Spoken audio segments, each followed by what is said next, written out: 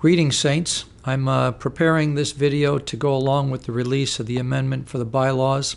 Wanted to include a few thoughts just to help you as you start looking at it. We've been working on the amendment for the bylaws for quite some time. The last 2 or 3 months, the leadership team has done a lot of work. I want to thank all of the men from the different churches who've really done a great job putting some great ideas together. So I'm very excited about it, and I feel like it's gonna help us as we move forward. What I want to share with you as we get started is that we'll be presenting the bylaws, a proposal to you.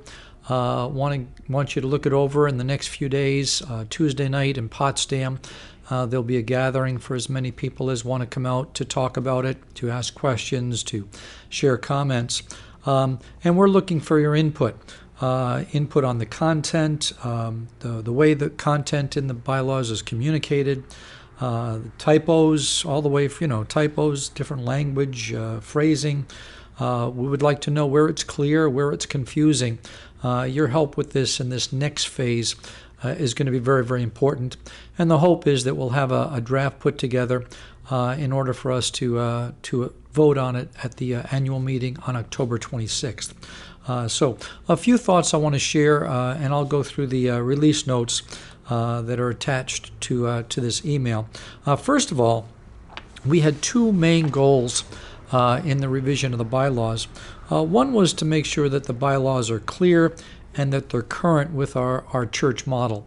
Over the last 15, 20 years, really the complexion of the ministry has changed quite a bit as we've established churches, and so we wanted to make sure that the bylaws were really supporting that new structure. Secondly, we wanted to include in the bylaws language that addresses the current cultural concern over things like marriage and sexuality, and that minimizes risk in the event of legal action arising from concerns like that. And so one of the things you'll see in this draft proposal is language that will help guard the church. Next, number 3 in the release notes, I want to share that there's no change in the basic belief statement. We've taken that from the existing bylaws and simply brought it into the current proposal as is.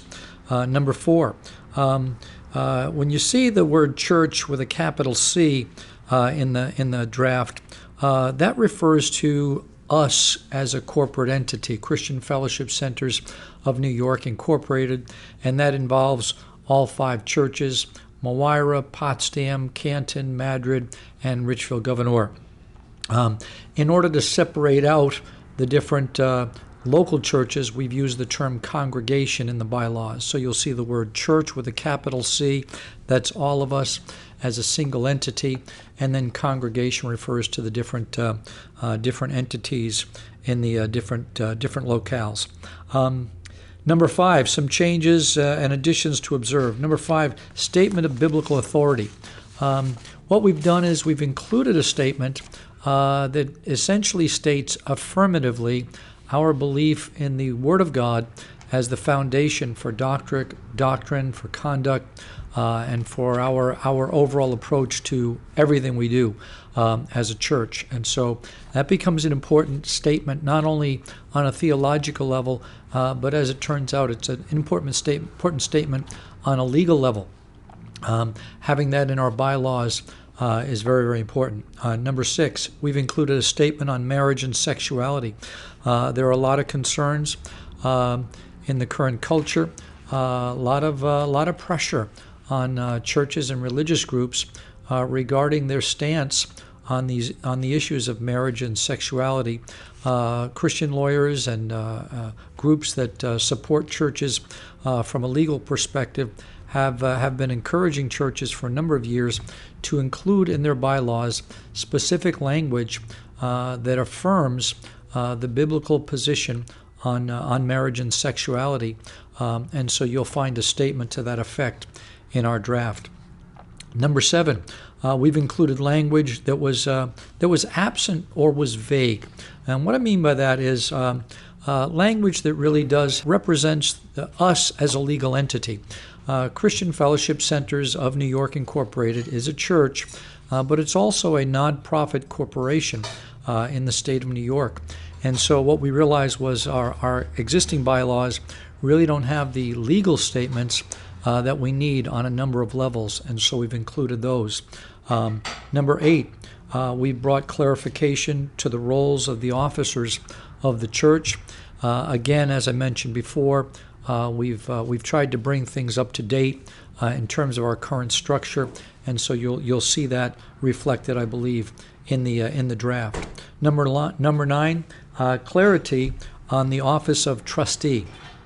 Now, a few years ago, I felt impressed to raise up men who could focus on issues of policies and liability and our function as a church, as a nonprofit corporation. And so we have 6 trustees, and for the last couple of years, they've been really working hard on a number of things. One of the things they've done is they've brought to light the idea that our trustees really aren't functioning in the way that they need to be according to New York State religious corporation law. And so a lot of the improvements in the bylaws is the result of us looking more carefully at the New York State religious corporation laws, and part of that means activating the role of the trustee in a more vibrant way. Number 10, we brought clarity to the process of nominations and elections. That was written in the old bylaws, but really there was a vagueness to it that we felt like we could clear up this time. So those are the primary goals, and also some of the big things you'll notice. In a moment, I'm going to take time to go through the different articles and sections a little more carefully. Perhaps you want to continue with the video, or you might just want to start reading yourself. Look forward to hearing from you. If you do have thoughts, again, everything from typos to content that concerns you, email me, call me, come out Tuesday night to CFC Potsdam, and we look forward to connecting with you on this and working together to see the ministry strengthened. God bless you. So going through the bylaws article by article, you'll see Article 1, name, fairly straightforward, a legal statement. Number 2, mission statement, we include there the slogan, becoming disciples, making disciples. Article 3, offices. Article 4, nonprofit status. Article 5, purposes. These are drawn primarily from the old bylaws. We just reformatted them a little bit. Article 6, governance, is a statement saying that in essence we are a church that is governed by ourselves. Article 7, association, means that we can, if we choose, voluntarily associate with other churches and organizations. Article 8, powers and restrictions, certain legal language concerning the powers of the church and certain restrictions that are upon us because of the New York State Religious Corporation Law. Article 9, the Articles of Faith. Here we have 3 parts. The first one is the statement of biblical authority that I mentioned previously. We affirm the Bible is the final authority for faith, doctrine, conduct, and morality of the followers of Jesus Christ. And so you have the idea that the Word of God is really foundational for us in everything we do. 9.2, statement of basic beliefs. That is drawn from the existing bylaws, 10 points as they are currently in the bylaws, so no changes there. 9.3, the statement on marriage and sexuality, that's a new statement, and again, it's designed to give the church certain legal protections in case of any action that might be taken because of our position on these things. So please look at all of those and let us know if you have any questions. Article 10, membership. What we see about the bylaws is that they really have a kind of a dual function. One is to represent the church as a legal entity, Christian Fellowship Centers of New York, Inc., But they also represent us as a church, as a group of disciples. And so part of the function of the bylaws really is to shepherd. It instructs us as believers. It also represents us to other believers who are wondering if this might be a good fellowship for them. And it speaks to others who are just inquiring to find out what are we all about.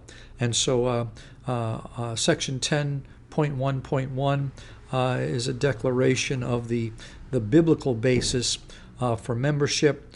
You get into 10.2, responsibilities of members. Those are largely drawn from the existing bylaws with some additions. 10.3, the membership covenant, is something that we've been teaching in the new members class for a number of years. We felt that it would be good to include that in the bylaws. It's been I think a really solid document. And then 10.4, eligibility for membership.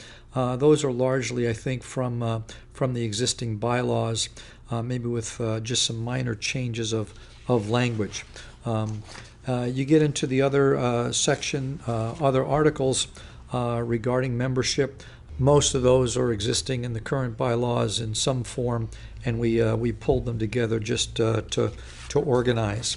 As you get into Article 11, church government, there you'll have laid out the different offices of the church.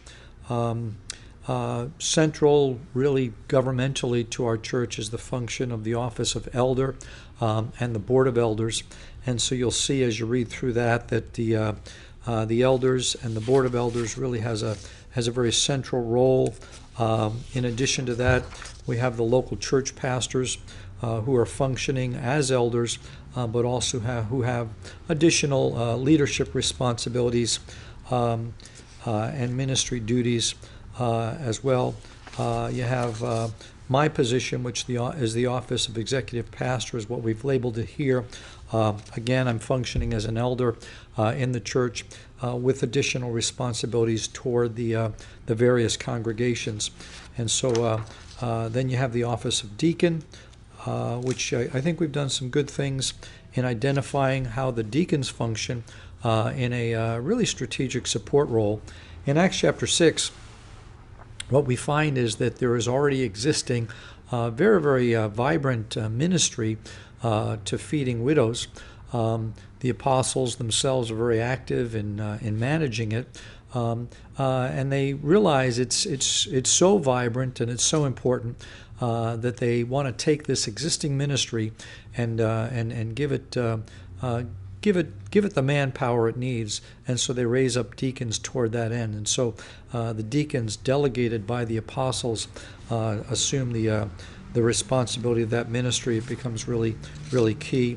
And then the office of trustee. Again, as I mentioned earlier, this is one that I think historically we have not paid enough attention to. It really is, when you look at New York State religious corporation law, the office of trustee is a very significant position, and what we've tried to do is put together the ecclesiastical or church government with the function of Christian Fellowship Centers of New York, Inc., a legal entity. We've tried to merge them, and so the office of the trustee helps us do that. So take a look at that, and again, if you have any questions, let us know. Finally, the secretary of the corporation, the person responsible in some ways to represent us. A lot of times when there are legal documents to be signed, things like that, we've tried to identify some of the key functions of the secretary of the corporation. Don Colbert has been functioning for years in that position, and so he's been doing that. And so we tried to take a look at that and see how can that serve us best. As you get into Article 12, some legal provisions regarding insurance and indemnification. Article 13, a variety of miscellaneous provisions. 13.1, construction of bylaws, fairly legal and technical, but very, very important. And then statements regarding business meetings, congregational votes, quorums, and property. And so, and then finally, Article 14 amendments, which is drawn from the existing bylaws. Again, what we've tried to do is really look at the ministry from both an ecclesiastical or church perspective and also from a legal perspective, and really trying to safeguard what we have both spiritually and in a legal sense. So if you have questions, please let us know. If you have concerns, let us know. If you have comments, typographical errors, suggestions for clarifying phrasing, everything. So again, email me, send me, call me, or Tuesday night come to Potsdam, and we'll go the next leg of the journey as we work on the bylaws together. God bless you all.